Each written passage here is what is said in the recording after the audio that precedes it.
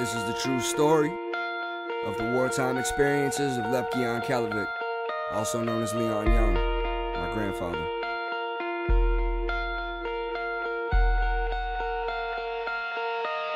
Let me tell you a story in its purest form about a young man caught in a hellfire storm. He was born mid-1920s in Poland, so I think you might know where this is going. Maybe it was fate. Jewish in a town called Rodin, a beautiful place, the middle of 5 children, 4 didn't escape. But wait, that hasn't happened yet. This man was named Lepke. He was not a soldier, he was just the son of a blacksmith. He used to roughhouse with his brothers for practice, a child to smile and laugh with, but trouble brewed. A little more than 4 years before 1942, Lepke was at school a few miles from home, about to have his mind blown. Him and his friend on one bike, riding home for the Sabbath on Friday night. As they crested the hill, what a terrible sight. The village was so bright on fire, screams of a demon's choir, all in the name of the Nazi desire. They looked at each other and they cried and slurred. They knew they had to fly like birds. They couldn't even check their homes. Who was dead, who was alive, they did not know.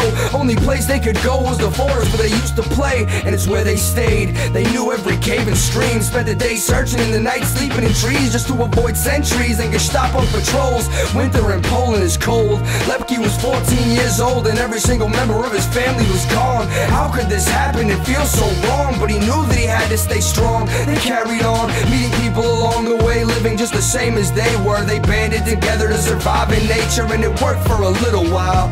Eventually the group got pinned down. Looks like there's no way to live or win now. See, a man named Tevye was pacing one night and it gave their position away. Couldn't stay, could not flee, but there was a Russian squadron where they used to be, and so Lepke was chosen to lead the group on this extremely important pursuit. This was the most important moment of his life.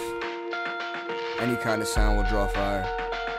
This would mean death for many, old and young, male and female alike. So it goes.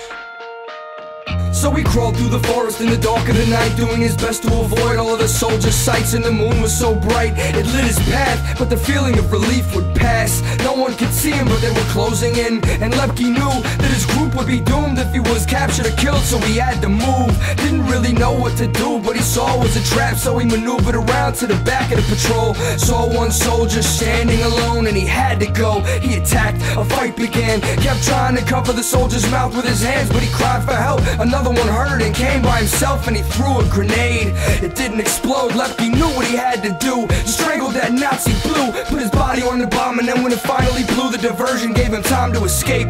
Running at a grueling pace, the cold sweat dripped down his face. When he finally found the place the Russians were, he was panting, vision blurred. Told them his problem and the Nazis' location, and soon thereafter the artillery rained in. They took them all out. The group was safe, reunited with his friend Heish, the same one he lost his home with. The war's not over though, they both know it. The Russians gave Lepke weapons and food because they knew what he was able to do. This whole story is true. The name is the same and the details too, and it doesn't end there. More was to come. Many Nazis fell to my grandfather's gun, and he was just one of many partisan forces in the woods and slums. And that's why on my arm, survivor is there. The Holocaust was more than camps.